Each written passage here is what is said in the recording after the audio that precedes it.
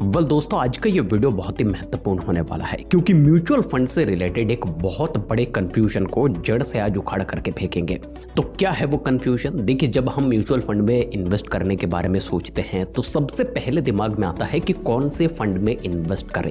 भारतवर्ष में हजारों के तादाद में म्यूचुअल फंड मौजूद है। अब सब म्यूचुअल फंड तो अच्छा नहीं होता है, सब म्यूचुअल फंड तो आपको बेहतरीन रिटर्न नहीं दे पाते हैं। तो आप कैसे चुनेंगे आपके लिए कौन सा म्यूचुअल फंड सही है? देखिए, कितने भी वीडियोस मैंने YouTube के ऊपर देखे, वो सभी आपको कंफ्यूज करने पर लगे हुए हैं। बहुत सारे एस्पेक्ट, बहुत सारी चीजें आपको देखना पड़ेगा, ये भी देखना पड़ेगा, वो भी देखना पड़ेगा, तब जाकर के आप म्यूचुअल फंड में इन्वेस्ट कर सकते हो। हालांकि इस वीडियो में मैं आपको 4 म्यूचुअल फंड के नाम भी बताऊंगा जो बेहतरीन म्यूचुअल फंड मुझे लगता है उस पर आप इन्वेस्ट कर सकते हो अगर आप चाहो तो। लेकिन साथ साथ में मैं आपको ये सिखाऊंगा भी कि हजारों के तादाद में म्यूचुअल फंड के भीतर मैंने उस 4 म्यूचुअल फंड को या फिर 5 म्यूचुअल फंड को क्यों चुना।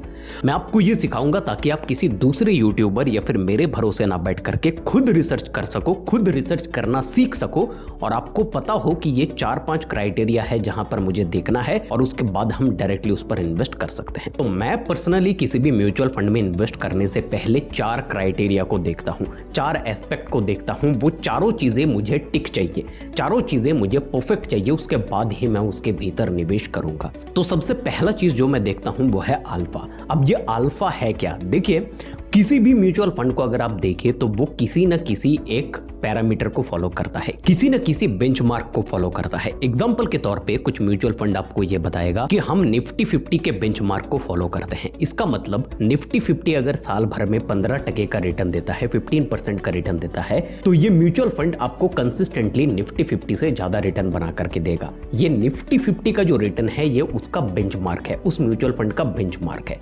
अब अल्फा एक ऐसा इंडिकेटर है जिससे आपको ये पता चलेगा कि जो वादा वो म्यूचुअल फंड कंपनी कर रहा है क्या वो सही चीज वो डिलीवर कर भी पा रहा है या फिर नहीं।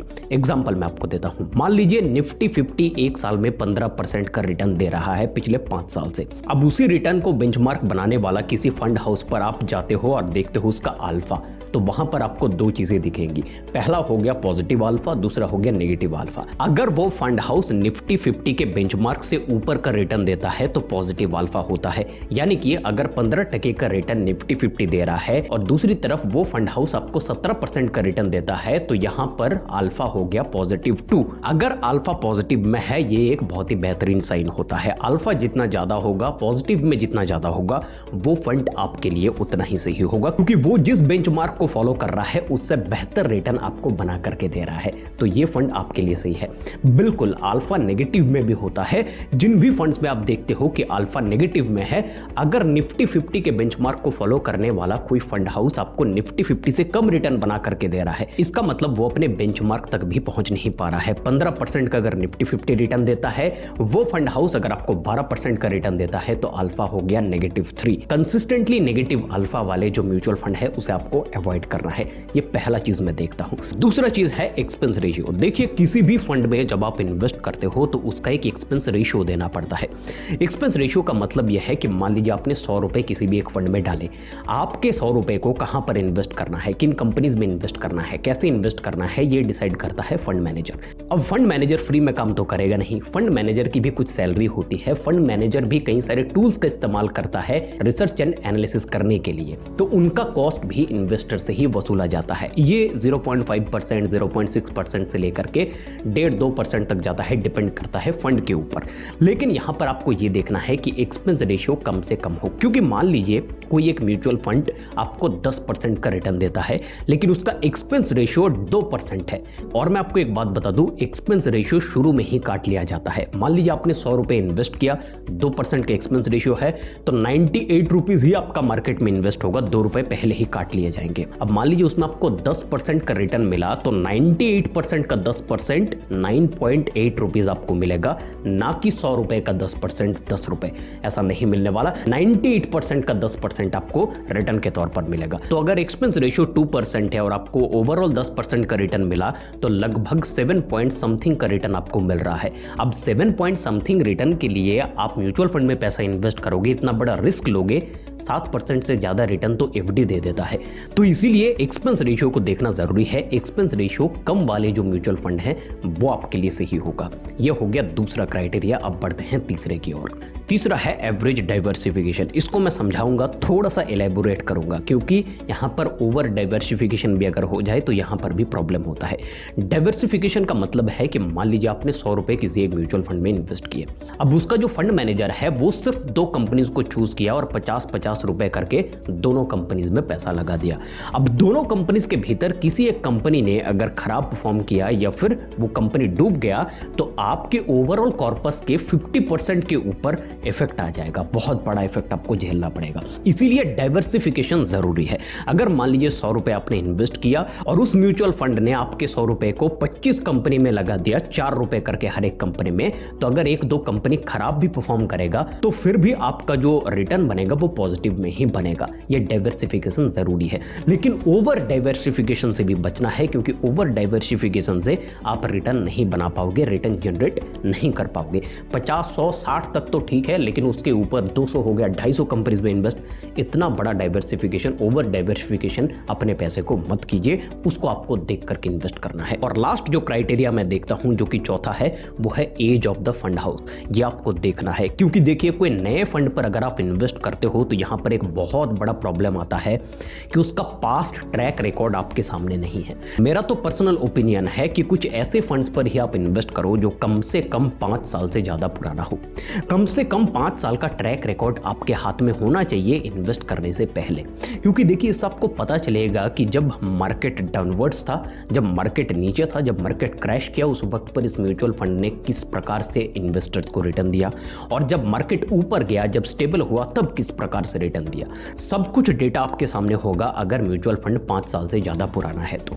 लेकिन अगर मान लीजिए कोई म्यूचुअल फंड आज लॉन्च किया है, 2-3 महीने बाद ही उस पर आप इन्वेस्ट करते हो, तो वो डायरेक्टली एक जोश में आकर के इन्वेस्ट करना होगा, हाई रिस्क लेना होगा, क्योंकि उस म्यूचुअल फंड के ट्रैक रिकॉर्ड आपके पास में है ही नहीं।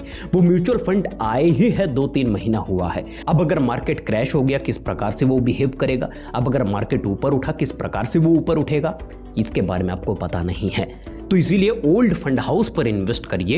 ये 4 चेकलिस्ट है। अब इन 4 चेकलिस्ट को टिक करने वाले कुछ फंड्स मेरे नजर में है जो मैंने पर्सनली एनालिसिस करके आपके लिए बाहर निकाला है, और जिस प्रकार से मैंने इन फंड को चूज किया है, हजारों के फंड के भीतर से, मैं चाहता हूं आप भी उसी प्रकार से चूज करना सीख जाओ। आप भी पेन पेपर लेकर के बैठो, एनालिसिस करो, इन चारों को लिखो और टिक करते चले जाओ कि इन चारों चेकबॉक्स में कौन से ऐसे फंड्स हैं जो इन चारों क्राइटेरिया को फुलफिल करता है। तो एक एक करके मैं फंड्स का नाम बताता हूं। आप अगर चाहते हो इन पर इन्वेस्ट करना तो पहले जाकर के देखिए ये फंड्स कैसा है, आपको ठीक लगे फिर जाकर के आप इन्वेस्ट करिए। मैं कोई सेबी रजिस्टर्ड एनालिस्ट या फिर एडवाइजर नहीं हूं, और ये कोई बाय सेलिंग गाइड नहीं है, ये एक एजुकेशनल पर्पस के लिए बनाया गया वीडियो है। तो एक एक करके फंड का नाम बताता हूं। देखिए फंड को मैंने कई कैटेगरीज में डिवाइड किया है ताकि आपके लिए भी चीजें सही रहे। सबसे पहले large cap mutual fund. Large cap mutual fund के लिए मैं इंडेक्स फंड को चूज किया हूं, लेकिन निफ्टी 50 इंडेक्स फंड को नहीं, सेंसेक्स इंडेक्स फंड को मैंने चूज किया है। मैंने चूज किया है HDFC index fund BSE Sensex plan. इस पर अगर आप इन्वेस्ट करते हो, इसका रिटर्न आपके सामने है, मैं स्क्रीन पर इसका रिटर्न भी लगा देता हूं। ये एक लार्ज कैप म्यूचुअल फंड है जहां पर आपका रिस्क भी कम रहेगा और रिटर्न भी एवरेज रहेगा। बहुत ज्यादा रिटर्न यहां से आप एक्सपेक्ट नहीं कर सकते, जैसे इंडेक्स चलता है उसी प्रकार का रिटर्न आपको बना करके देगा। दूसरा फंड है large to mid cap fund. देखिए यहां पर रिस्क थोड़ा ज्यादा मिलता है। रिस्क आपको, जैसे ही रिस्क थोड़ा बढ़ेगा तो रिटर्न भी आपको ज्यादा देखने को मिलेगा। तो लार्ज टू मिड कैप जो म्यूचुअल फंड है उस पर मैंने एक म्यूचुअल फंड को सिलेक्ट किया है जो इन चारों क्राइटेरिया को फुलफिल करता है। वो है कोटक इक्विटी अपॉर्चुनिटी फंड। इस फंड के परफॉर्मेंस आपके सामने है, स्क्रीन के ऊपर दिखाए जा रहे हैं। तीसरा जो फंड के कैटेगरीज मैंने चूज किए हैं वो है फ्लेक्सी कैप।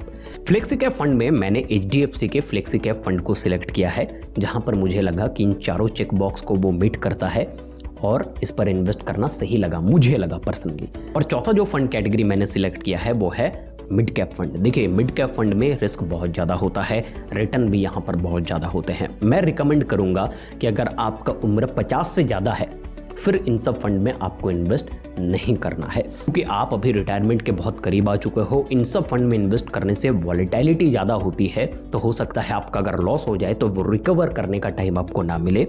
और आप बड़े लॉस लेकर के मार्केट से बैठ जाओ, ये मैं नहीं चाहता हूँ।